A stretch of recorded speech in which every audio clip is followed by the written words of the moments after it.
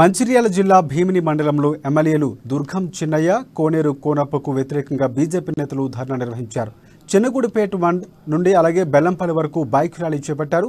చిన్నగుడిపేట, పెద్దగుడిపేట గ్రామాలకు రోడ్డు సౌకర్యం కల్పించకపోయిన ఎమ్మెల్యేలు వెంటనే పదవికి రాజీనామా చేయాలని డిమాండ్ చేశారు. గ్రామాలకు రోడ్డు సౌకర్యం కూడా కల్పించలేని ఎమ్మెల్యేలు ప్రభుత్వానికి ప్రజలకు ఓట్లు అడిగే అర్హత లేదని అన్నారు.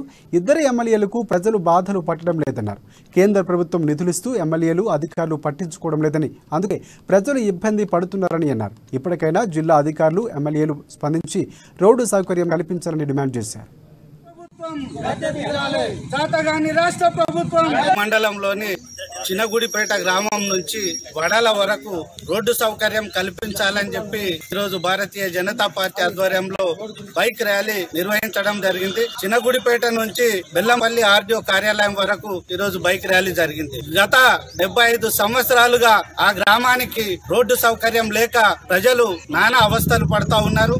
వర్షాకాలం వచ్చిందంటే అనేక మంది చనిపోతున్నటువంటి పరిస్థితిని కూడా చూస్తా ఉన్నాం. అక్కడి నుంచి హాస్పిటల్ కు వెళ్దామన్నా కూడా కనీసం బైకులు కానివ్వండి, ఆటోలు కానివ్వండి, ఎలాంటి వాహనాలు కూడా వెళ్లలేనటువంటి దుస్థితి ఈ రోజు నెలకొన్నది. అనేక సందర్భాలుగా స్థానిక ఎమ్మెల్యేకు, జిల్లా అధికారులకు, కలెక్టర్ కు